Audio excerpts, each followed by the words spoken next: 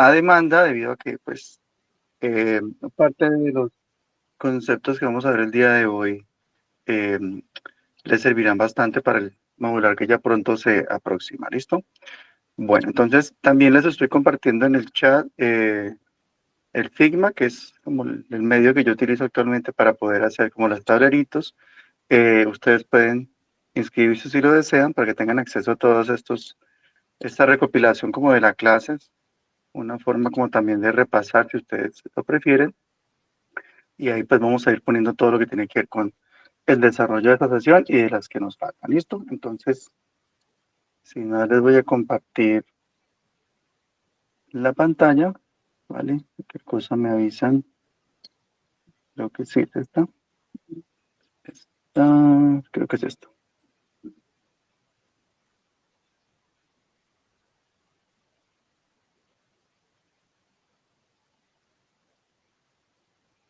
Sí, correcto, listo. Entonces, mientras que tengo que esperar dos. Sí, es esta lista, así. Bueno, correcto. Entonces vamos a continuar desde acá. Recuerden que la vez pasada les había dejado una par de recomendaciones, un par de artículos sobre los cuales vamos a trabajar el día de hoy, principalmente asociado a mucho de lo que ustedes vieron con el doctor Tello, que tiene que ver con la parte, digamos, de insulina y la relación que tiene con algunas hormonas, principalmente con la hormona de crecimiento.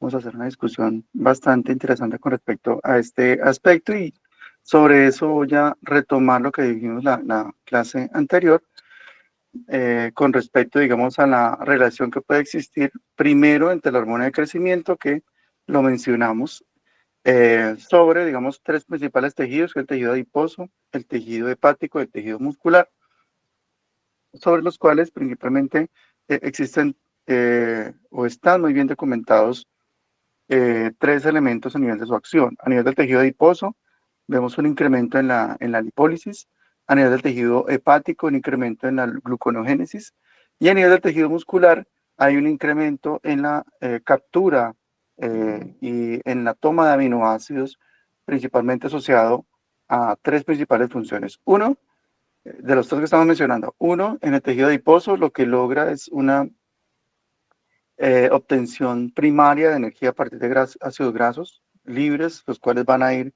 a la gran mayoría de los tejidos para obtener la energía que se requiere para el anabolismo, ¿sí? Esto es lo primero.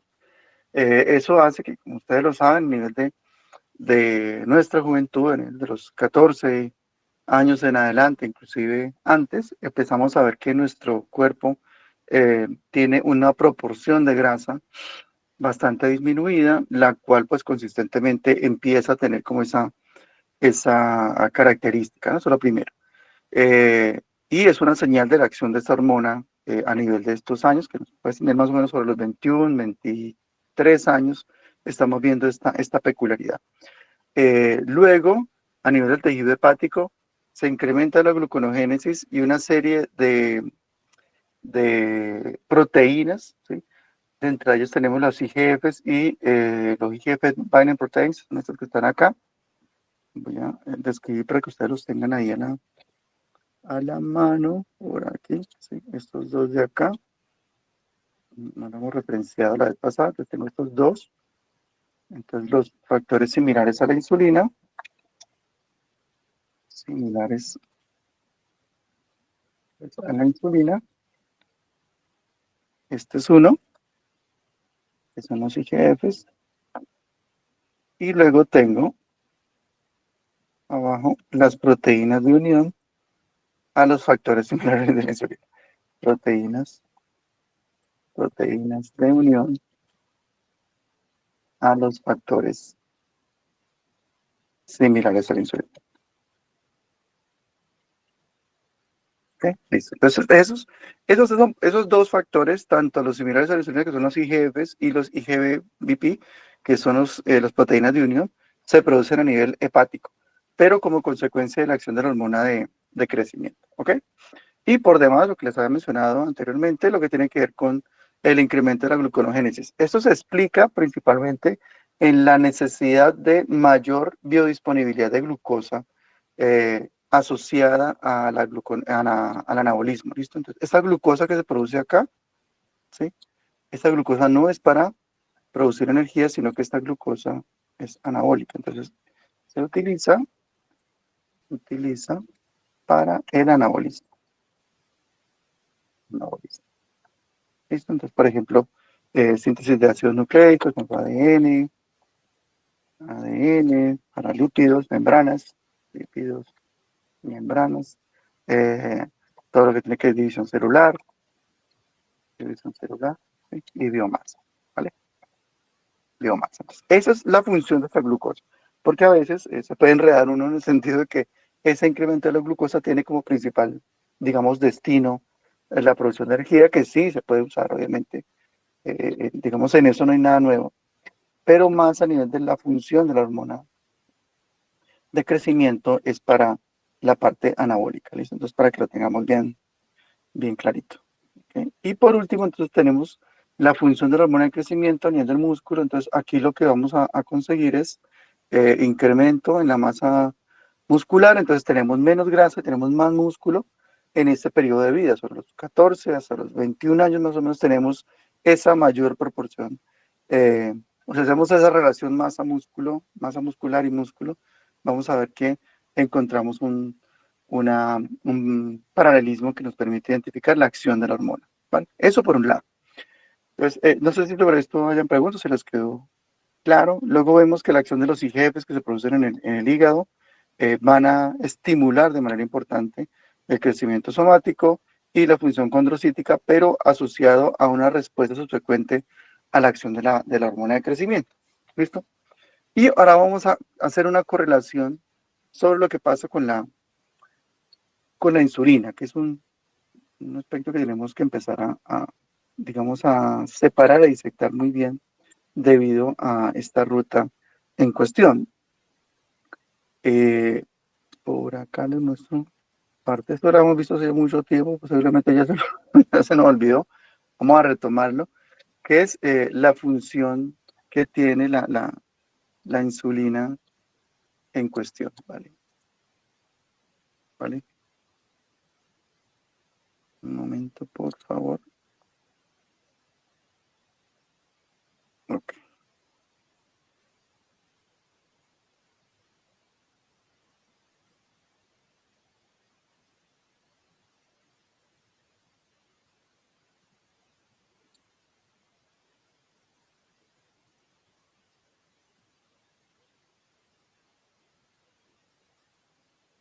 Les comparto.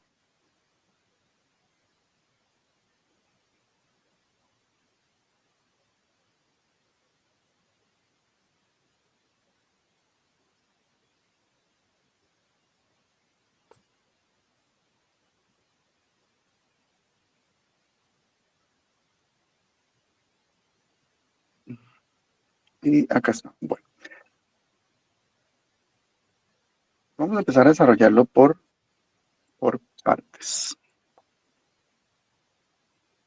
En principio yo sé que suena bastante complejo, pero ya se van a dar cuenta que o sea, no es tan complejo la comprensión de esos mecanismos.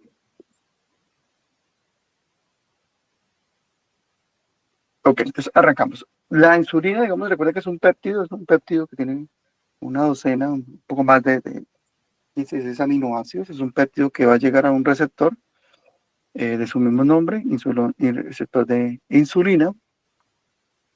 Y aquí hay algo interesante sobre la relación que él puede tener con otros tipos de receptores. De momento vamos a empezar a comprender cómo funciona ese receptor de insulina y aclarar algunos aspectos que en ocasiones no están muy bien presentados en la literatura o que en ocasiones cuando uno lee o escucha inclusive a algunos expertos, ahí hay disparidades y la idea es que nos quede completamente claro en la sesión el día de hoy. Listo, entonces, el receptor actúa sobre, las insulinas actúan sobre un receptor, ese receptor digamos, está perteneciendo a un tipo de familias de receptores que son los famosos RTK, ¿sí? Esos de acá, este de acá, hace parte de los receptores RTK, que significa receptor tirosina quinasa, similares a tirosina quinasa. quinasa, cuyo nombre pues se explica debido a la forma como actúan, ¿sí? Entonces ellos actúan mediante una serie de autofosforilaciones, es decir, que una parte del receptor activa la otra y la otra parte, ustedes ven, es como eh, dos partes mirándose en el espejo, dos partecitas en el receptor, una muy parecida a la otra, esta que es dimérico, esta parte se parece a la otra, entonces una parte del receptor activa a la otra parte, ¿sí?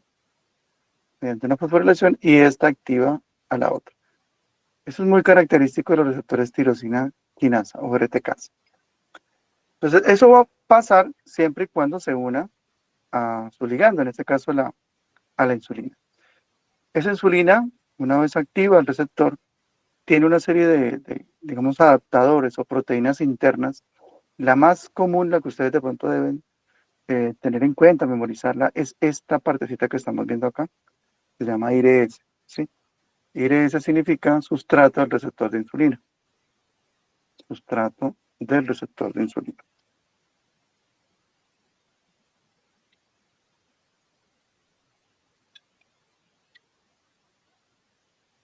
¿Qué significa eso? Que es la parte, digamos, fundamental para que toda la maquinaria funcione. O sea, para que todo lo que vamos a explicar a continuación funcione, tiene que tener un elemento que es el que principalmente se va a activar una vez se una el receptor. ¿De acuerdo? Se llama IRS. Entonces, ese IRS, uno de los más conocidos es este que se llama IRS1, ¿vale? Es el como más diferenciado.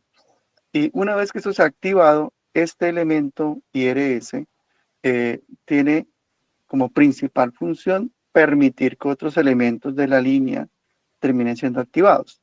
Por ejemplo, los voy a ir poniendo aquí como por colores para que los veamos y los vayamos identificando. Entonces, un elemento importante que subyace a la activación del IRS, voy a tomar este que está acá, ¿vale? Es esta línea que estamos viendo por este lado, un poquito. Acá T, ok, acá T, y luego nos vamos para acá abajo. Acá T inclusive actúa como factor de transcripción. Vamos al núcleo, ¿listo? Y activamos un montón de genes, ¿vale? Aquí está. Acá hay unos genes, FOX, ahorita miramos qué es lo que hacen ellos, FOXO, FOX0, 3, 4 y 1, ¿vale? Esa es una de las líneas de activación de este receptor. En resumen, lo que vamos a buscar activando esta vía o esta línea es que los tejidos sobrevivan, es decir, que los tejidos en particular tengan supervivencia, es decir, una inhibición de la apoptosis o inhibición de la muerte, vamos a decir, la muerte celular. Y podemos como enmarcar la primera función de la insulina, es esa. Porque usualmente siempre estamos viendo este bloque que estoy señalando acá, este bloque verde, ya lo vamos a referenciar, este bloque que está acá, ¿vale? Esto es lo que siempre estamos viendo. Entonces, activo el receptor, voy a poner aquí en verde, aquí hay unas proteínas de adhesión, RAC, inclusive mediado también por calcio. Esta es la segunda línea. ¿Sí? No es la más importante, pero es la que usualmente más estamos viendo a nivel de literatura, que es la fusión de los receptores de GLUT4 a la membrana. Y esto permite el ingreso de la glucosa. Pero recuerden que esa no es la función más importante de la insulina. La más importante de la insulina es actuar como factor de crecimiento, factor trófico. Es decir, lo que está aquí en rojo. Permitir inhibir la muerte celular por medio de esta vía que es principalmente PI3 quinasa, AKT, y AKT actúa inhibiendo unos genes, algunos de ellos son proapoptóticos, entonces lo que hacemos es inhibir la apoptosis. Eso es lo que empezamos a activar por esta vía roja. Otra que de una vez la referencia, porque es lo que todo el mundo sabe, y es que una vez que activamos el receptor, lo que promovemos es la fusión de las vesículas con receptor GLUT4 a la membrana y eso hace que la glucosa ingrese, ¿vale? Esa es una de las Profe, funciones. Sí, dime. profe, qué pena una pregunta. ¿Cómo se llama la vía que utiliza la insulina? Estoy describiendo varias. Entonces, una es la PI3 quinasa AKT. Esta es una, ¿vale? Entonces, insulina, la voy a decir por parte. Insulina, receptor de insulina, IRS, que es el sustrato, IRS, ¿vale? Eso es lo primero que siempre se activa. Y luego, después de que se activa eso, tenemos PI3 quinasa, AKT, y por esa vía tenemos inhibición de la muerte celular, ¿vale? Esa es una. ¿Listo? Ok, sí, señor. La otra, entonces, la otra que es lo que yo digo que todo el mundo lo referencia como la función de la insulina, pero en términos de señalización y en términos estrictos, no es la función principal de la insulina, que es activación, IRS, o sea, lo de siempre, activación de receptor, IRS, y luego esta que se llama RAC1, y luego activación de las vesículas para que se fusionen con la membrana y permitir la entrada de glucosa. Ah, bueno, profe, gracias. Esas dos, esa es la segunda, ¿vale? Pero recuerden que no es la más importante, solo que siempre se referencia demasiado esta vía, ¿listo? Luego tenemos otras vías, otras que por ejemplo están asociadas eh, a funciones mitocondriales, por ejemplo, por este lado la vía de calcio, tenemos otra que está regulando eh, la funcionalidad de la insulina, pero para poderlo comprender tenemos que ver eh, de cierta manera que la insulina no la podemos, digamos, la vía de receptor de insulina no se puede ver desde el punto de vista, y usted lo está viendo acá, aislado, o sea, esto no funciona para nada aislado, siempre funciona interconectado. Entonces, esas dos que yo acabo de mencionar son como vías que resaltan sobre lo que usualmente nos vamos a estar acostumbrando en la literatura a sobre lo que la insulina hace. Pero lo más importante es más bien decir lo que la insulina permite interactuar. Más bien eso es como el término correcto que la insulina termina, digamos, promoviendo o haciendo. ¿Ok? Entonces, es la interacción que logra la activación del receptor de la insulina lo que en últimas moldea la función que ya tiene. O en otras palabras, gracias a la interacción que tiene el receptor de insulina activado con otras rutas, es que tenemos, digamos, una fisiología y tenemos una funcionalidad adecuada de acuerdo a las funciones que tiene que hacer el cuerpo. Digamos, es una manera simple de decirlo. ¿Por qué les acabo de decir eso? Porque esencialmente, una vez que tenemos activada, por ejemplo, este elemento en la KT2, pues de aquí se desligan un montón de elementos que de alguna manera podemos empezar como a, a relacionar. Algunos de ellos ya las vimos, de pronto ya se nos olvidó, empecemos a colorear algunos. Uno, por ejemplo, es este que está acá, ¿vale? Las fosfatasas de fosfoproteínas. Entonces, ese es uno. La insulina, ¿qué hace?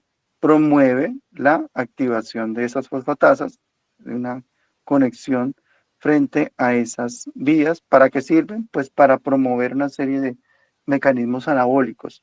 La insulina es anabólica, ¿ok? Promueve que el cuerpo almacene cosas. Y ese almacenamiento pues está orientado a que podamos utilizar eso que almacena en un futuro, ¿ok? Esa es la intención en últimas de la insulina. Cuando tenemos mucho, lo almacenamos. Parte de lo que hace con respecto a la glucosa, ¿ok? Esto que estamos viendo en la glucosa, pues mire que no es tanto para movilizar la glucosa, que eso, pues para mí me parece que eso es una imprecisión. O sea, la insulina no moviliza glucosa. ¿Sí? Obviamente en el aspecto estricto práctico sí, sí está movilizando glucosa, pero esa movilización es para el almacenamiento, en parte. ¿Sí? Pongámoslo acá. La movilización de la glucosa por parte de la insulina tiene un rol de almacenamiento. ¿Listo? Eso es importante que no lo olvidemos. Entonces, el rol que tiene la insulina frente a la glucosa que está ingresando a las células, pues principalmente está asociado a los, digamos, elementos que terminan siendo activados por su receptor. Veámoslo acá. Por ejemplo, este que estamos diferenciando acá, vamos acá en amarillo, mire, va lo mismo. IRS, PI3 quinasa, AKT, que es este mismo, ¿vale? Pues AKT inhibe eso que se llama GSK3, GSK3 beta, inhibidor al inhibidor. GSK3 beta significa quinasa de la glicógeno sintasa. Aquí tengo la glicógeno sintasa, es decir, síntesis de glicógeno. ¿Ok? Función de la insulina, sintetizar glicógeno. ¿Qué es el glicógeno? Almacenamiento. Estamos almacenando glucosa.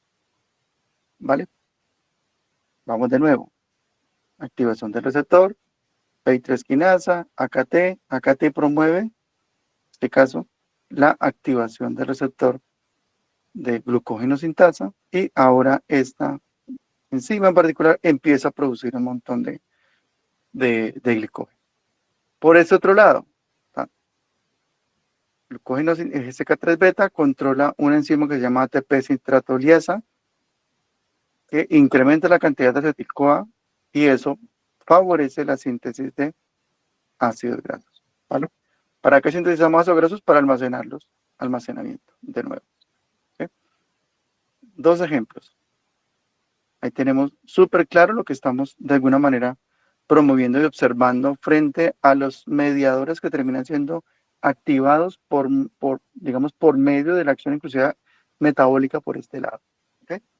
Entonces, por este lado estamos viendo de una manera muy clara cómo, de alguna manera, lo que intenta hacer el recurso que ingresa por medio de la glucosa promovida por medio de la movilización no es otra más que almacenar, guardar cosas que subsecuentemente se pueden utilizar en el contexto tanto anabólico, ¿sí? De cierta manera, y también en el contexto de la supervivencia. Para que las células no se mueran, pues tienen que tener algo, con lo cual pueden sobrevivir en cierta forma. ¿Ok? Otra regulación que se hace por medio de la insulina, y que es lo que vamos a conectar ahorita con la hormona de crecimiento, es que ella tiene también un rol de equilibrio o de control sobre algunas vías o sobre algunos mecanismos, ¿vale? Por ejemplo, si yo voy a promover la síntesis de glicógeno, pues yo tengo que inhibir lo que tiene que ver con el catabolismo del glucógeno, ¿sí? Entonces, así como ella promueve el almacenamiento y guardar, también está promoviendo de cierta manera que todo lo que tiene que ver con sacar, con gastar, pues quede apagado, quede inhibido. Entonces, si yo activo la síntesis de glucógeno, pues voy a apagar el catabolismo de glucógeno. Eso lo hace la insulina misma.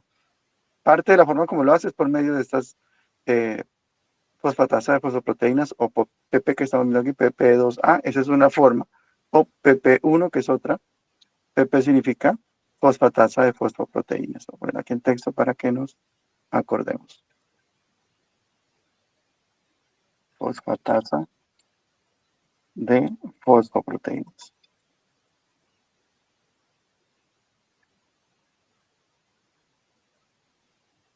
Listo. Entonces, esas fosfatasas de proteínas son estas que estoy señalando aquí. Está PP y PP1 y PP2A.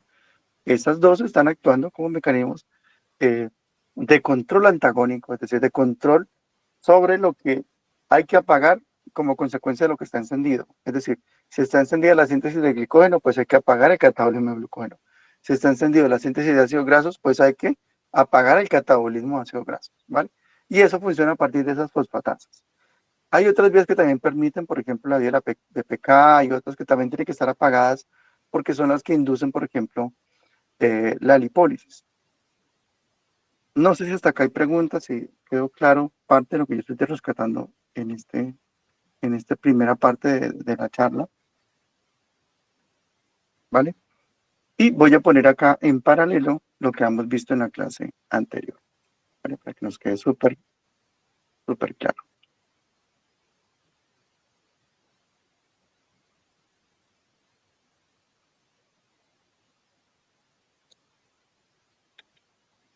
Y lo pongo acá en paralelo.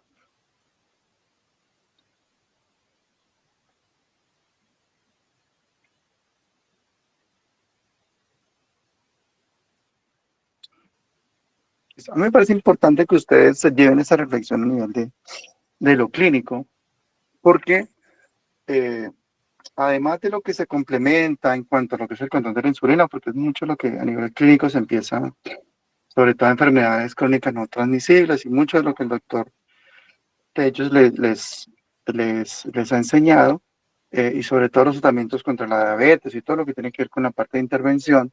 Lo interesante es tener en cuenta y poder evitar llegar a tener esas intervenciones en los pacientes. Y una forma de poderlo comprender es la relación que existe sobre todo, inclusive en el caso de la edad, la edad en la cual ustedes se encuentran ahorita mismo, cómo es de delicado y cómo es de sutil el hecho de poder perder ese equilibrio. ¿Y cómo se puede perder? Cuando tenemos una mala comunicación entre las vías, que es lo que yo quiero hacer aquí a nivel de paralelismo, ¿sí? Y esto pilas, pero eso es pregunta obligada siempre. Me gusta preguntar sobre este contexto para que nunca lo vayan a olvidar, porque de seguro que lo van a necesitar en su vida clínica. Entonces, mucho cuidado. ¿Qué es lo que ocurre? Que una vez que llega el contexto hormonal, por ejemplo, en el contexto de la hormona de crecimiento, pues ustedes se van a dar cuenta que la relación que tiene la insulina y la hormona de crecimiento en ocasiones son antagónicas. No es que sean enemigas, sino que bioquímicamente o a nivel de señalización hay un antagonismo.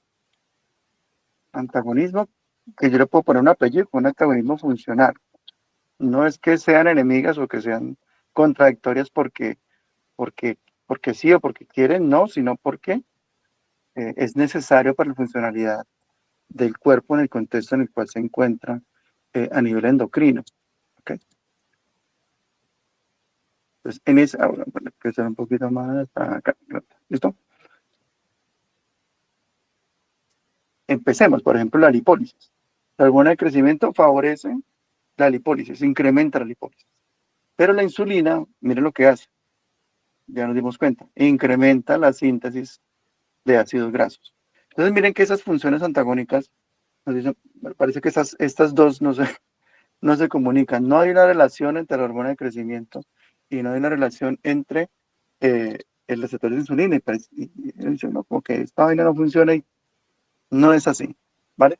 Lo que ocurre es que cada una de ellas tiene un rol particular. El rol de la hormona de crecimiento es un rol anabólico, es decir, la hormona lo que intenta hacer es anabolismo. Anabolismo.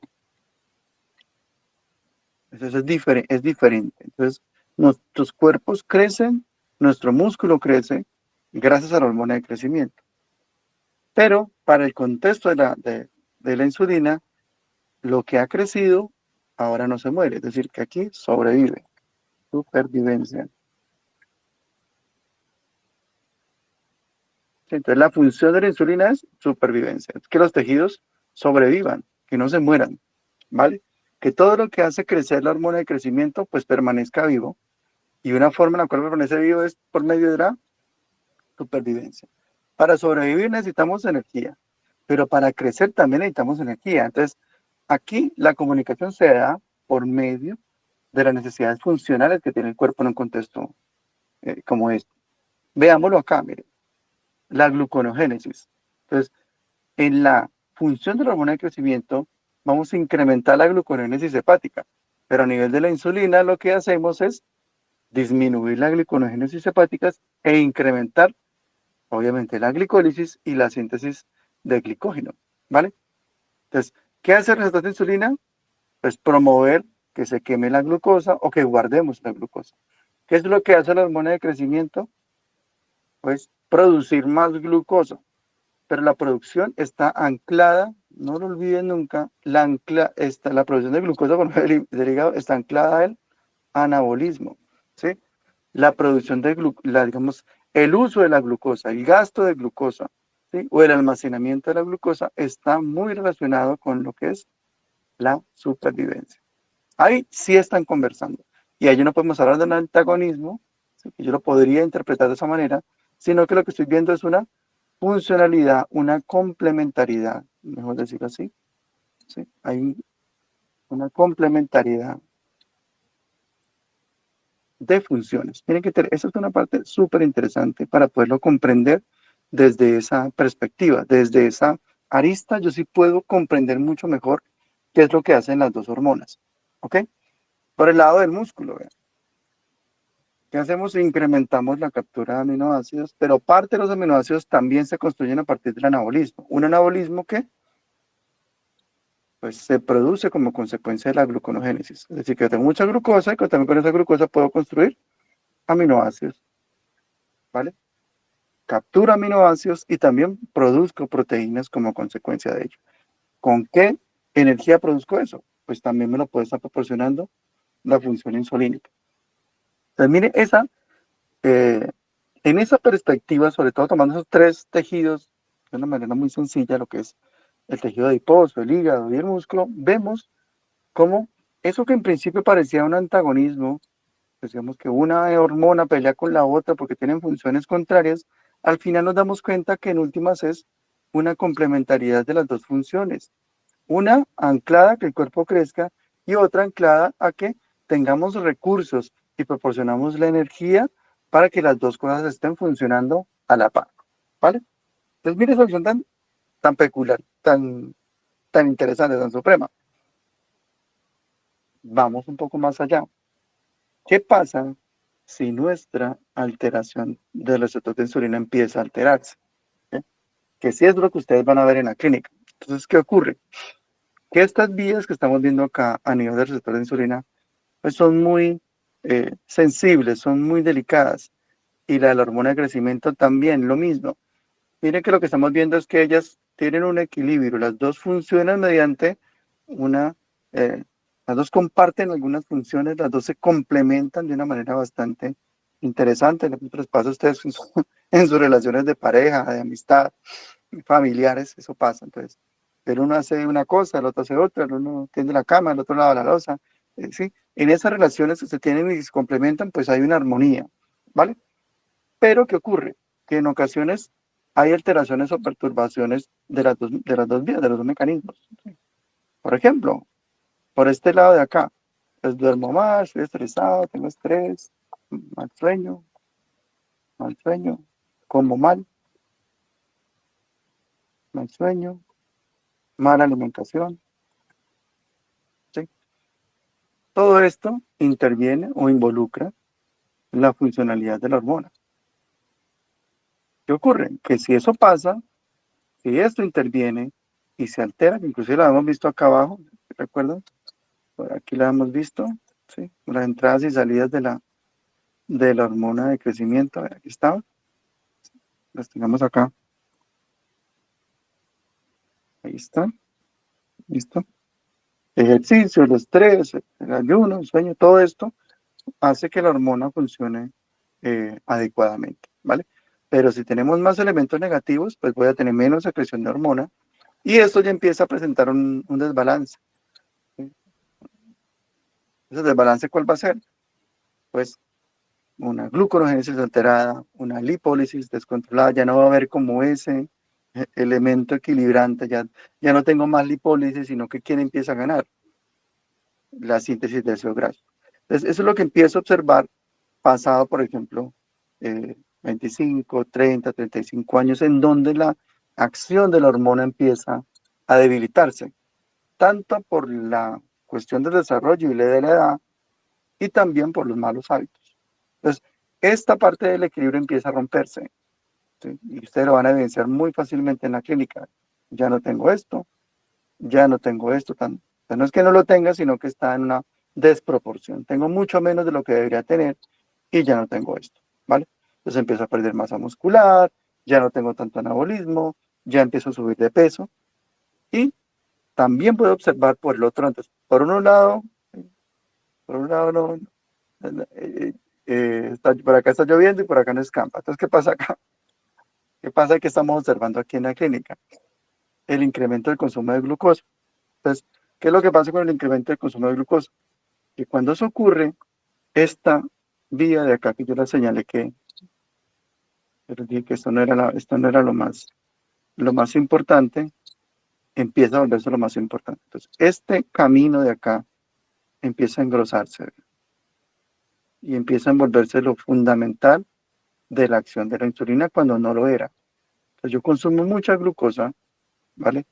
Gaseosas, helados, me muevo muy poquito, ¿ok?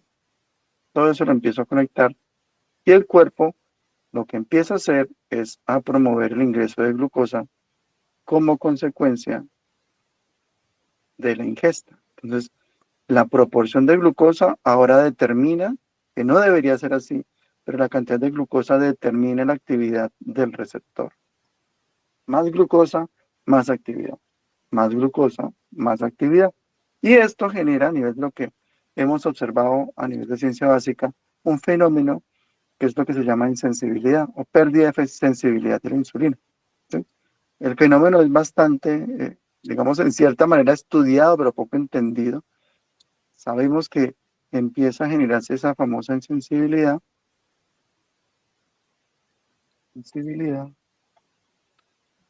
y tiene diferentes explicaciones. Entonces, una explicación está dada por la internalización de los receptores. Entonces, como tengo tanta actividad insulínica, ¿vale? Tengo tanta actividad del receptor, entonces lo que ocurre es que este receptor, estamos viendo acá, ingresa, pasa a su contexto interno y ahora no queda expuesto. ¿Sí? Esa es una forma en la cual se puede explicar. Hay que ver estudios que realmente nos digan si esa es la manera en la cual todo el tiempo está ocurriendo. ¿Sí? Internalización del receptor. ¿Ok? Sí, esa es una teoría de cómo posiblemente puede estar pasando esa sensibilización. Entonces, cuando no tengo el receptor expuesto, entonces el receptor ya no tiene capacidad de poder sensibilizar la insulina y esto genera un efecto que posiblemente el doctor Tadeo les indicó, y es el incremento de la concentración de la insulina, que llamamos hiperinsulinemia.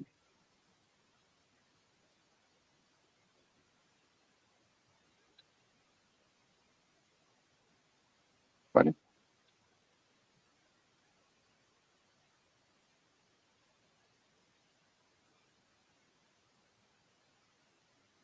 Hiperinsulinemia. ¿Cómo lo entendemos? Más sencillo es como cuando los niñitos, ¿sí? El niñito pide algo y si usted no pone cuidado, pues grita más duro. Si no pone cuidado, grita más. Si usted lo ignora, va a gritar mucho más el niñito. ¿Por qué grita? Porque usted lo está ignorando. Acá es lo mismo. ¿Por qué generamos más insulina? Porque no tenemos quien la escuche. ¿Sí? Como no hay quien escuche la insulina, no hay quien la sensibiliza, el cuerpo empieza a producir más para compensar la disminución en la sensibilidad de la misma. ¿Vale? Eso es un proceso a largo plazo. Yo intento explicarlo acá para que ustedes tengan cierta claridad sobre cómo se va como estableciendo, cómo se empieza a orquestar toda esta parte como tan maligna, como tan salida de los cabales, y ya lo ilustramos en una serie como de pasos para que lo podamos comprender. Entonces, tengo más consumo de glucosa, consecuentemente menos actividad del receptor, ya sea porque se internaliza o porque existe una alteración en la estructura del receptor. Eso se está estudiando actualmente sobre cómo realmente ocurre al disminuir la actividad del receptor o al tener pocos receptores, el cuerpo genera una compensación incrementando la cantidad de eh, insulina, generando este estatus de mayor concentración de insulina en el plasma, ¿vale? Y eso recurrentemente se está repitiendo, se está repitiendo, se está repitiendo, y en ocasiones, pues, este elemento crítico, que es el punto de desenlace, que es el consumo de glucosa, pues no disminuye, sigue siendo el mismo, ¿vale? Porque al alterarse el mecanismo como tal, vemos que no hay forma, en principio, de poder atajarlo, como disminuirlo en cierto grado. La disminución es de parte, pues disminuir el consumo de glucosa, pero en principio no es fácil por la siguiente razón. Si tú disminuyes el consumo de glucosa, vas a tener menos actividad insulínica, porque menos glucosa, pues vamos a producir menos insulina. ¿Ven? Entonces hay menos estímulo insulínico. Y al tener menos estímulo insulínico y al tener menos receptores, eso genera una serie digamos, de situaciones desagradables en las personas que están asociadas a la función de la glucosa. Esas sensaciones, ¿cuáles son? Me siento más estresado, me siento irritable, me falta energía, bueno, todo lo que está alrededor de poder eh, tratar de solucionarlo desde la fuente, pero en la práctica no es tan sencillo, ¿vale? Que es lo que pasa con el efecto de las dietas, famosas dietas. empezar a bajar la glucosa, va a bajar los dulces, va a bajar el pan, va a bajar el arroz, pero cuando lo llevas a la práctica no es fácil porque ya se ha establecido una serie de parámetros o una bioquímica que realmente no es fácil dejarla atrás, porque tenemos esa forma en la cual se está estableciendo. ¿Listo? No sé si hasta acá, hasta el momento, hay preguntas para hacer ya como la relatoría y empezamos a organizar un poco las ideas para poderlas concluir. No, señor. ¿Todo claro? Listo. Entonces arranquemos. Vamos a sacar algunas ideas, a listarlas acá. Algunas conclusiones. Vamos a sacar algunas conclusiones como las fundamentales, ¿no? O las bases. ¿Sí? Las bases fisiológicas. Asociadas, obviamente, al contexto de la función de la insulina. Entonces, primero, algunos parámetros que me parece interesante que ustedes se los lleven es que la función de la insulina es pro supervivencia, pervivencia, y también permite almacenar recursos. Esa es la función fundamental y es lo que su señalización, la señalización y bioquímica, señalización y bioquímica la explica. Explica lo anterior. ¿Vale? Listo. Lo tercero, ¿sí? A nivel del rol fisiológico de estas dos. Entonces, la insulina promueve la supervivencia y el almacenamiento de recursos y todo lo que está alrededor de ella es en pro de esos dos elementos anteriores. Hay un elemento, digamos, secundario, es decir, que para poder almacenar, yo tengo que permitir que las cosas ingresen, porque no con qué, no va a almacenar. Y para poder sobrevivir, pues tengo que tener con qué sobrevivir. Entonces, el punto 1 y 2 desencadenan el punto 3 de la función, por ejemplo, de la insulina, y es eh, lo que tiene que ver con la entrada de la glucosa. Entonces, promover el ingreso de glucosa, ¿vale? Eso es lo que estamos intentando concatenar con el punto 1 y 2. ¿Por qué glucosa y no otras cosas? Por ejemplo, o sea, ¿por qué solo glucosa? Porque resulta que con la glucosa yo puedo hacer los tres elementos fundamentales. Con glucosa yo puedo hacer glicógeno, yo puedo hacer lípidos y puedo hacer algunos aminoácidos. Lo más importante los puedo hacer con glucosa, aminoácidos. ¿Sí? Entonces, hablar solo de insulina y glucosa, no, no es así. Cuando estamos ingresando, promoviendo el ingreso de glucosa, es para que todo funcione en el cuerpo, para que yo tenga glucógeno, para que yo tenga lípidos, para que yo tenga aminoácidos, y todo eso está concatenado con el punto 1 y 2, es decir, para almacenar, para sobrevivir, y que toda la parte de maquinaria y señalización esté relacionada. Eso frente a la insulina, ¿sí? Esto frente a la insulina, ¿vale? Está súper clarito. Dos, bueno, la hormona de crecimiento. Hormona de crecimiento. Ahí ya casi hasta que les queda para estudiar para el examen. Listo. Entonces, para la hormona de crecimiento, ¿qué pasa? Hemos tomado tres tejidos. Entonces, el rol de la hormona de crecimiento, ¿cuál es? Entonces, un papel o un rol netamente anabólico. Bueno, perdona que es que aquí las tildes, no sé, perdona las tildes. Anabólico. Entonces, ese papel anabólico que tiene la hormona de crecimiento está anclado con la forma como ella funciona. Es decir, igual, la señalización y la bioquímica explican el rol anabólico que lo describimos acá principalmente en tres elementos principales. Uno, a nivel, eh, eh, acá vemos el orden, porque, a nivel del tejido adiposo. Entonces, anabólico, adiposo. Entonces, en el tejido adiposo tenemos mayor lipólisis. Lipólisis, ¿qué nos explica? ¿Sí? Esta lipólisis nos va a explicar específicamente eh, mayor energía disponible para el anabolismo. ¿Sí? A nivel del tejido hepático, entonces, en el hígado. ¿Para qué sirve? Entonces, en el hígado va a ser gluconeogénesis. Entonces, ¿para qué es? Aquí está. ¿Para qué se hace mayor glucosa para el anabolismo? porque con glucosa yo hago de ADN, ¿sí?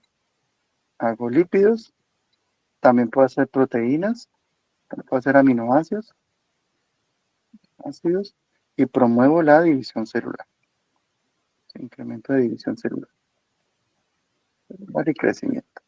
Por eso, y ahí está el contraste, mire, insulina, almacenar, hormona de crecimiento, completamente para que crezcamos, para el anabolismo, ¿listo? Y luego tengo, parte del tejido muscular, en el músculo, pues aquí lo que hago es capturar aminoácidos, capturo aminoácidos, incremento la síntesis de proteínas. ¿Okay? Entonces, sobre estos tres elementos que yo estoy viendo, adiposo, díganlo para que les quede clarito, adiposo, hígado, ¿sí? Para esas tres cosas yo necesito energía, ¿vale? Para que el anabolismo no se detenga, pues necesito energía. Para que haga gluconogénesis, recuerda que la gluconogénesis es costosa, aquí la pongo, ¿sí? Es costosa, gasta 6 moles de ATP por ciclo. Entonces, es costosísimo, ¿vale? Entonces, como la glucogénesis es costosa, necesita energía, ¿vale? Voy a ponerlo acá. Esto es costoso, esto es costoso, esto es costoso. Entonces, esos tres elementos necesitan energía, ¿vale? Entonces, aquí hay necesidades energéticas, ¿vale? Necesidad energética y lo mismo acá, ¿vale? Lo mismo acá y lo mismo acá. ¿Qué necesidades energéticas para cada uno? Todas tienen esas necesidades y hay que cumplirlas. ¿Cómo las cumplo? Una parte se cumple con esto, ¿vale? Esto que estoy viendo aquí es de la hormona de crecimiento permite complementar esas necesidades energéticas. Pero otra, es decir, la consistencia de esas necesidades energéticas son soportadas o son apoyadas por esto, ¿vale? Por la infunción de la insulina. ¿Ok? El almacenamiento permite que esos mecanismos sean consistentes, es decir, que no tengan que estar encendiéndose y apagándose en un momento u otro, de acuerdo a la necesidad, de acuerdo a la energía que llegue, sino que se equilibra. Entonces, la consecuencia de estos elementos, estamos viendo acá, es un fino equilibrio. Por acá, esto genera un fino equilibrio.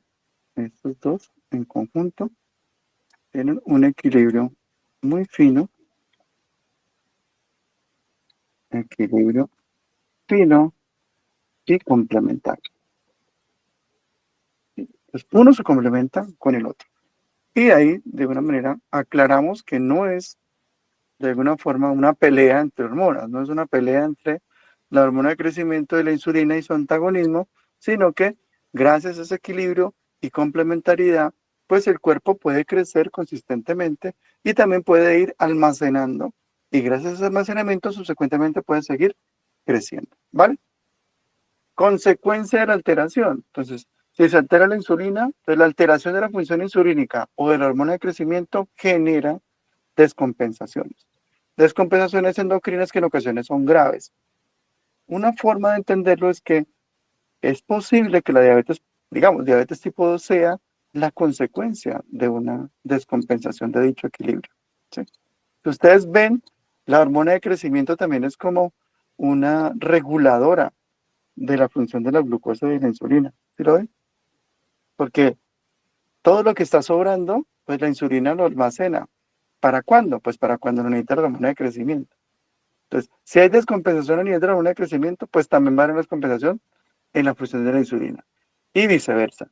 Si hay descompensación en el incremento de la función insulínica por medio de la glucosa, pues también se va a descompensar la función de la hormona de crecimiento, generando enfermedades crónicas, la más famosa que ustedes conocen, la diabetes mellitus tipo 2. Esta diabetes que ya se volvió un problema de salud pública y cada vez sigue creciendo, creciendo en nuestro país y a nivel mundial, ¿vale?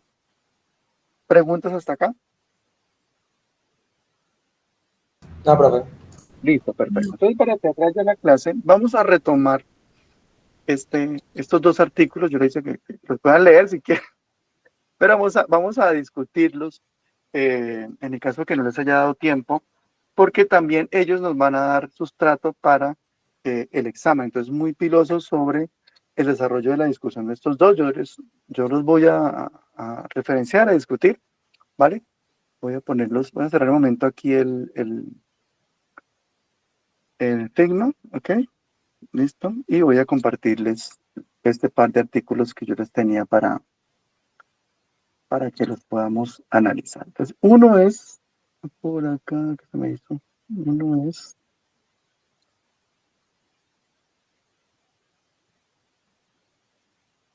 este. Listo, entonces se los comparto.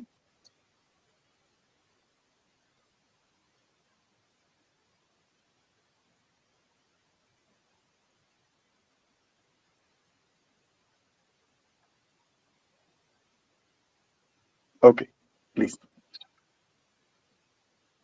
Bueno, esta es una discusión sobre, un artículo un poco viejito, pero nos sirve, del 2017, para entrar como el contexto de la discusión. ¿Qué ocurre acá? Que es una forma de analizar esa relación que yo estaba discutiendo ahorita, de cómo la hormona de crecimiento promueve en cierta forma, lo vimos, el crecimiento somático y la regulación de los sustratos de metabolismo, principalmente lo que es la glucosa y los ácidos grasos. La acción metabólica de la hormona de crecimiento, pues tiene blanco en diferentes órganos, lo que hemos visto ahorita, en el hígado, en el músculo, en el riñón, en el páncreas, perdón, en el tejido adiposo, en el páncreas, y lo hace directa o indirectamente a través de los factores IGFs, ¿sí? Pues a veces la hormona actúa directamente sobre los tejidos, lo que estamos viendo ahorita, o a veces lo hace permitiendo o promoviendo que en el hígado se producen esos famosos eh, factores similares a la insulina, ¿vale? Eh, ¿Qué ha pasado? Que a veces se da como un rol diabetogénico en el sentido que esa hormona eh, promueve un incremento de glucosa en plasma, es decir, que ella puede de alguna manera estar mediando la forma en la cual el cuerpo puede estar regulando la glucosa disponible. Pero ya vimos, acabamos de discutir, que dicha regulación está completamente anclada frente a la función de la hormona, que en este caso es el anabolismo en sí mismo, ¿vale? Entonces, hay una serie de elementos a nivel periférico y central a nivel de ese metabolismo de la glucosa y cómo eh, fenómenos como la resistencia a la insulina puede estar generando una serie de efectos a largo plazo sobre la administración, ya eso es algo más que a futuro de pronto a ustedes les interese, frente a una terapia que puede estar asociada a la administración de la hormona de crecimiento en pro de disminuir esa resistencia a la insulina y la hiperglicemia, ¿vale? ¿De dónde se basa esto? Lo acabamos de discutir, de que si eh, efectos como por ejemplo una mala calidad del sueño, poco ejercicio, el estrés y todo eso que estamos viendo en nuestra vida contemporánea afectan la producción de hormona de crecimiento, pues algunos médicos se han planteado eh, qué tal si administramos o incrementamos el uso de la hormona de crecimiento suplementada o administrada para evitar el riesgo de esa resistencia a la insulina. Entonces, sobre eso se discute, en la parte central de- del artículo, ¿sí? De alguna forma, las hormonas, como lo acabamos de decir, están en una dinámica, en ocasiones pueden darse efectos contrarregulatorios, eh, en la acción de la insulina, como por ejemplo que tiene que ver con el glucagón y la epinefrina, que son eh, propiamente sí dichas las que se encargan de hacer un efecto directamente contrarrestado frente a la acción de la insulina. Entonces, si yo quiero hablar acerca de una hormona o de una molécula que contrarresta la insulina, no tengo que hablar directamente de la hormona de crecimiento, sino que tengo que hablar de glucagón, tengo que hablar de la epinefrina, ¿vale? Y en ese mecanismo, pues, equilibrar las dos principales funciones como la gluconeogénesis y la glucogenólisis, ¿vale? En las cuales pues interviene principalmente la hormona de crecimiento, ¿sí? Y sobre lo cual se han hablado muchas formas de poder intervenir, como lo que es el tema del ayuno intermitente, de lo que tiene que ver con mejora la calidad de vida, ¿sí? Eh, pero de alguna manera, pues, hay que empezar a observar que existen de alguna manera formas de explicarlo. Por ejemplo, se han hecho estudios, aquí nos muestran lo que tiene que ver con eh, el comportamiento de los transportadores de glucosa, GLUT4, ese es el principal transportador de la glucosa, y cómo la modificación o el estudio sobre esos transportadores nos puede dar luces sobre cómo intervienen, por ejemplo, la hormona de crecimiento sobre la movilización de la glucosa. Esos son modelos animales. No profundizo mucho en esto porque usualmente lo hicieron pues en ratas y yo no lo puedo trasladar directamente a lo que ocurre con el ser humano, pero sí me da una idea de que existe una relación importante sobre cómo, por ejemplo, la actividad de algunas rutas, por ejemplo, PI3 quinasa, que es la que estamos viendo ahorita, pueden tener una regulación sobre la forma como se comporta el tejido adiposo. ¿En qué sentido? En que si yo tengo hormona de crecimiento, que es lo que yo quiero que de alguna manera quede claro ahora, si yo tengo hormona de crecimiento, pues esa hormona de crecimiento va a influenciar sobre la cantidad de azúcar o de glucosa que va a ingresar al adipocito, porque ahora yo no necesito que crezca el tejido adiposo, sino que disminuye, es decir, que haga lipólisis. La hormona de crecimiento promueve la lipólisis, por ende, pues va a interrumpir de cierta manera el ingreso de glucosa al adipocito y más bien va a promover que los lípidos que están en el adipocito se quemen, se liberen y que generen energía para poder hacer el anabolismo. ¿Cómo lo hacen? Al parecer lo hacen por medio de una intervención sobre el transportador de glucosa, en este caso GLUT1 y GLUT4, ¿vale? Eso es una forma de verlo, que es lo que está aquí resaltado en amarillo. Entonces, la hormona de crecimiento estimula la lipólisis por medio de una hormona que se llama lipasa sensible a hormonas, eso se llama por este mecanismo, lipasa sensible a la hormona, y principalmente por medio del tejido de grasa visceral, genera una liberación de residuos grasos y eso pues genera que estos reversos pasen a la circulación, disminuyendo obviamente eh, el tejido adiposo, ¿sí? Entonces, lo que se discute aquí en parte del artículo está anclado a posibilidades terapéuticas de cierto grado. O sea, existe una teoría que puede estar facilitando, puede estar dándole justificación al uso de suplementación hormonal en pro de una mejora en el metabolismo, ¿vale? Por este lado, nos dicen que una gran cantidad de ácidos grasos, por ejemplo, de un incremento de la hormona de crecimiento puede causar inclusive apoptosis de las células beta y subsecuentemente disminuir la secreción de la insulina. Entonces, de alguna manera, lo que les estaba diciendo ahorita en la primera parte de la charla, eso funciona siempre y cuando haya un equilibrio. Si se rompe ese equilibrio, yo puedo estar pensando que la hormona de crecimiento puede llegar a ser la panacea que mejora el metabolismo, pero no es tan así, porque también el exceso de hormona de crecimiento va a tener una serie de alteraciones. Miren lo que nos está diciendo acá. Un exceso de la hormona de forma de tipo crónico está asociado a la muerte por apoptosis de las células betas pancreáticas, ¿vale? El mecanismo todavía no es completamente claro, pero si esa relación es correctamente establecida, pues eso podría explicar en parte, en cierto grado, en algunos niños, sobre todo, que se observa este tipo de alteraciones, por ejemplo, en el caso de individuos que tienen acromegalia, que es una, digamos, es una condición en la cual el exceso de hormona de crecimiento pues desfavorece la simetría del crecimiento de los huesos y que puede darse por tumores a nivel del eje HPA, incrementando la hormona de crecimiento, pero algo que se ha observado en esa acromegalia es la muerte por apoptosis de esas células beta. La relación todavía no es completamente determinística, es decir, que porque tenga mucha hormona de crecimiento no es que vayan a morir. Las células beta no funcionan de esa manera, pero sí se encuentra esa relación y eso pues lanza un semáforo rojo acerca de que tampoco es lo que se nos viene a la cabeza, que vamos a mejorar completamente el metabolismo por medio de la hormona de crecimiento, ¿vale? Por otro lado, los efectos de la regulación de la glucosa por medio de los IGFs sigue siendo bastante, digamos, compleja en cuanto a su delicado equilibrio.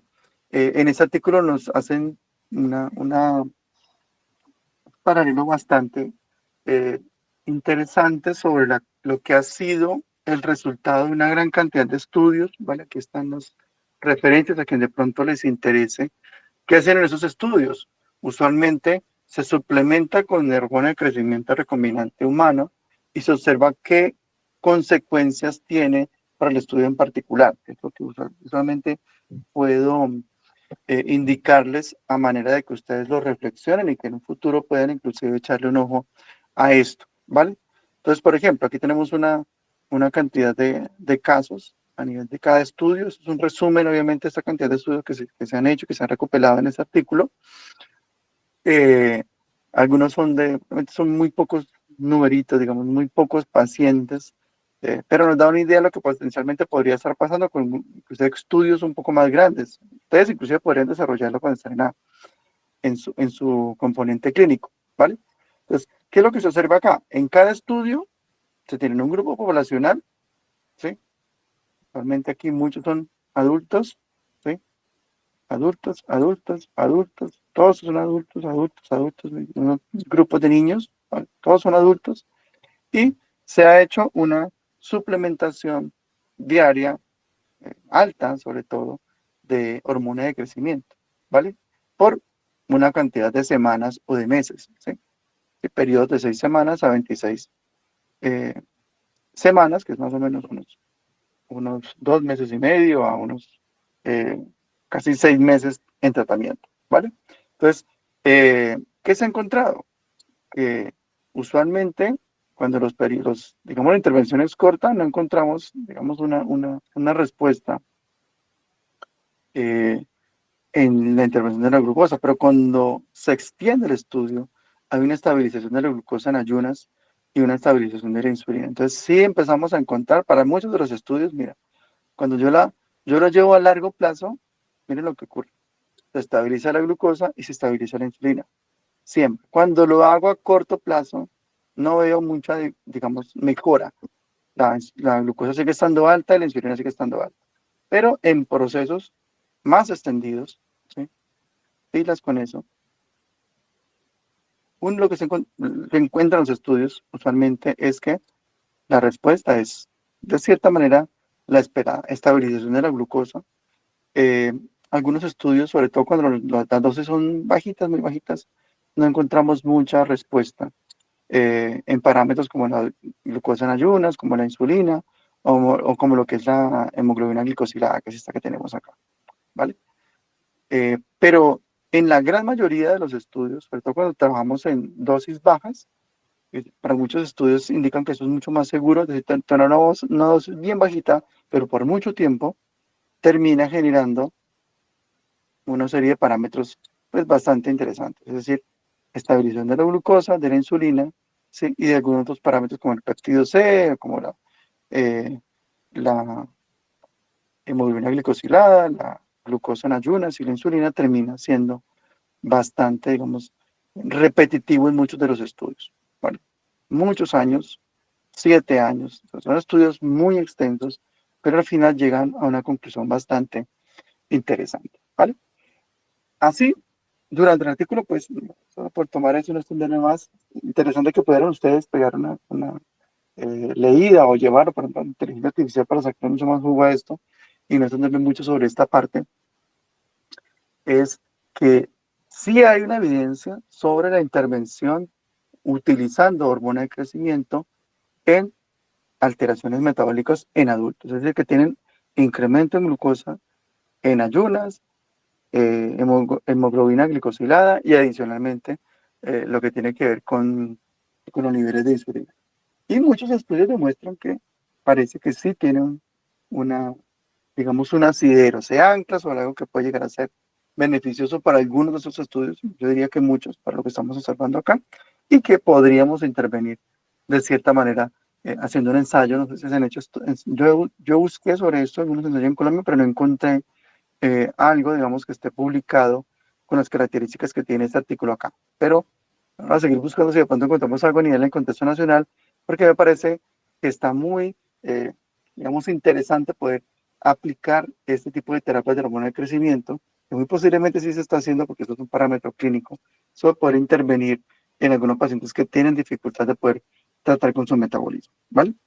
Esa es una parte. Y el otro artículo era este, tengan en cuenta, que es los elementos regulatorios por medio, por medio de un elemento que se llama cis. Vale, voy a explicarlo. Antes de ir al artículo, lo explico rapidito por acá para que lo podamos identificar.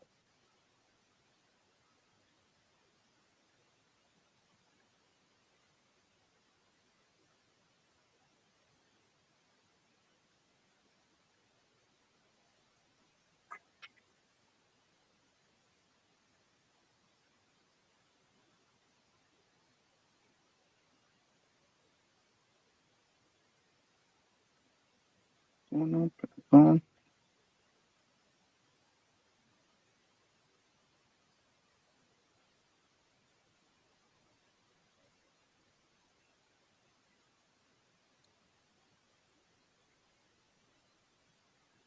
Por acá, perdón.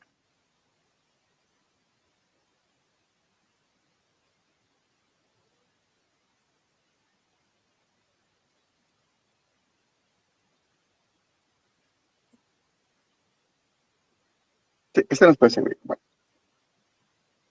acá está. Bueno,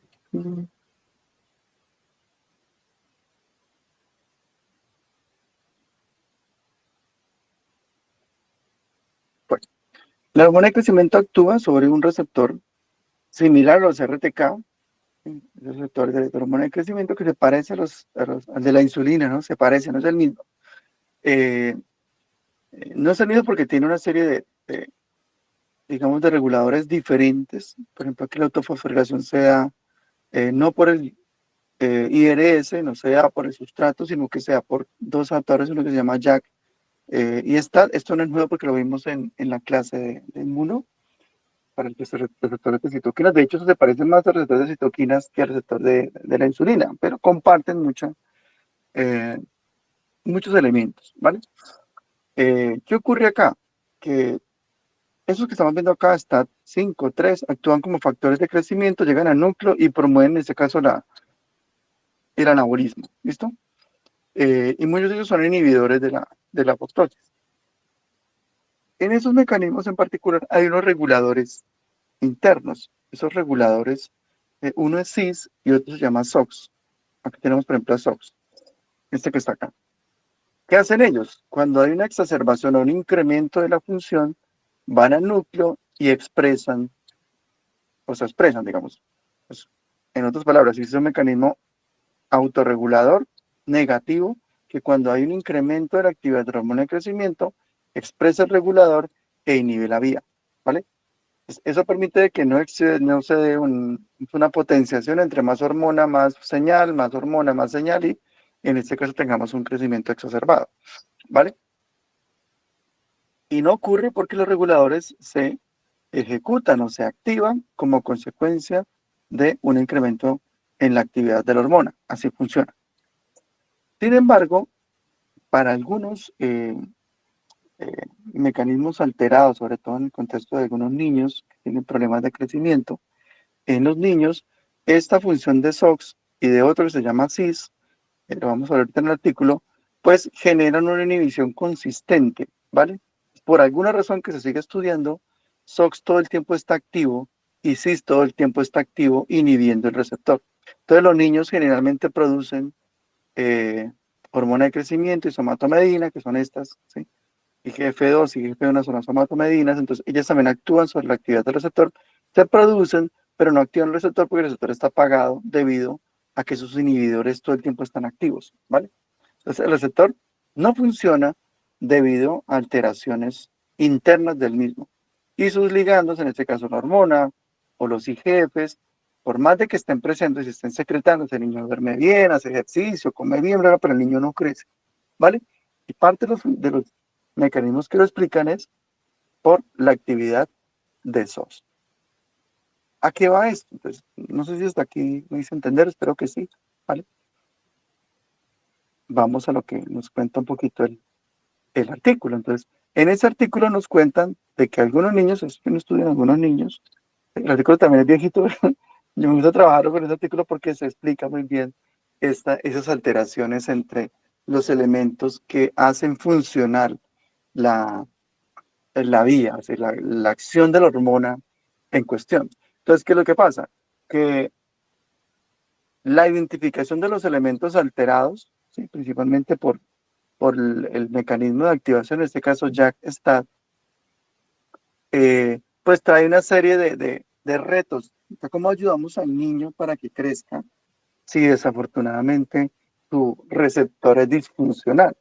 Entonces, una serie de investigadores, creo que es de la Universidad de Peloponeso en, en Grecia, ellos hicieron un estudio en el cual observaron que incrementando la cantidad de hormona de crecimiento, ¿vale? Llegan hasta casi 1000 unidades internacionales, 1000 microgramos de hormona, eran capaces de activar el receptor de crecimiento epidérmico, ¿vale? Eh, ¿Y eso qué tiene que ver? Pues resulta que el receptor de crecimiento epidérmico conecta anteriormente con el receptor de hormona de crecimiento, ¿vale?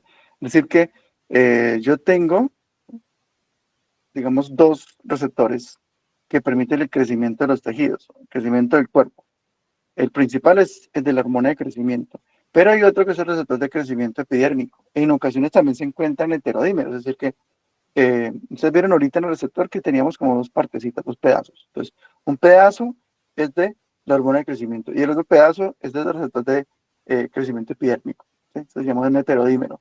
Entonces, cuando yo induzco una mayor actividad de crecimiento, incrementando la cantidad de hormona, esa partecita del receptor de crecimiento epidérmico que no es controlada por CIS y por SOX, permite que el niño crezca. ¿Vale? No va a crecer como niño normal, ellos lo demostraron. Ellos lo demostraron con tejidos de encías. Ellos tomaban un poquito de una biopsia de encías de los niños que no crecían. Y bueno, aquí en el artículo lo describe, ¿vale? Y demostraron en el estudio que incrementando la cantidad de hormona en esas células que cultivaron de las encías del niño, las células podían crecer, dividirse y hacer anabolismo. Esto permitió más adelante llevar el ensayo a niveles clínicos y intervenir en algunos niños que tenían problemas de crecimiento. Entonces, esa historia es muy bonita porque por medio de la identificación de elementos básicos, en este caso de los receptores y de todo este cuento de cómo funciona la hormona de crecimiento, se pudo dar una intervención clínica que favoreció el crecimiento y actualmente existe esa intervención clínica y farmacológica en los niños donde se identifica alteraciones de esa proteína cis. Se sabe que ese es el diagnóstico, entonces el protocolo es intervenir con el incremento en unidades internacionales de hormona de crecimiento y el niño pues eh, termina creciendo. No crece igual, digamos, que un niño de su edad, pero sí crece, bueno, digo, no igual, pero crece y le permite tener al niño por lo menos una niño y niña, obviamente, dos niño y niña que puedan desarrollarse y que puedan de alguna manera tener una estatura considerable para el entorno social en el que el niño se va a desenvolver, ¿vale? Entonces, este otro artículo también sí que lo pueden meter a la inteligencia artificial y hacerle preguntitas. Aquí está la parte como básica, donde se explicó cómo funcionó, cómo cultivaron las células de las encías y todo el cuento, y cómo se demuestra por la expresión de proteínas la digamos, la actividad por medio del incremento de la cantidad de hormona de crecimiento por medio del receptor del el factor de crecimiento epidérmico, que es este de acá. El GFR es el factor de crecimiento epidérmico. ¿Listo? Sin más, vamos a dejar hasta ahí de lo que yo les recomiendo que tengan muy en cuenta. Lo que acabamos de ver en la clase de hoy, pienso que es fundamental. Entonces, revisan la parte toda de la señalización de insulina, ese par de artículos de acá va a salir una pregunta y una pregunta. Entonces, una de esta para que lo tengan en cuenta, una pregunta de aquí y otra pregunta de este artículo. de lo que yo les acabo de mencionar para que estén ahí concentrados. ¿Qué más de lo que vimos en cuanto a algunas hormonas? Nos quedó faltando para ver si encuentro alguna clase sincrónica que podamos complementar eso, que fue la parte tiroidea. Nos quedó faltando alguna otra parte. Voy a buscar la clase y se las pongo en el Classroom para que puedan profundizar también en esa parte. Solamente creo que son 4 preguntas que me pidió el doctor Tello, entonces para que estén pendientes, una acá, perdón, una aquí, otra acá, otra sobre lo que vimos en la señalización de la insulina y otra con respecto a lo que está acá en el Figma. En el Figma vimos esta primera clase que yo les decía acá, para que estudien, digamos, acá, esto que vimos hoy. ¿Listo?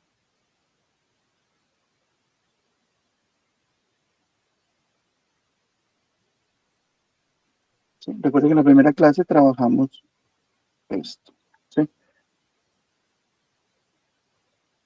Con la parte introductoria. Recuerden que todo eso lo manejamos de cómo muchas hormonas, la actividad de las hormonas, los activadores, los estimuladores, ¿vale?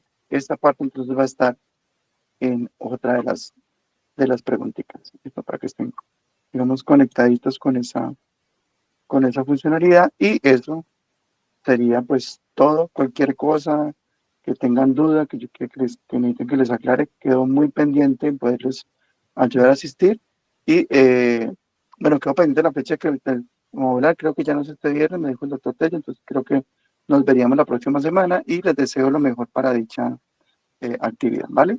No sé si hay alguna pregunta. ¿Quedó Gracias, bien? profe. Claro.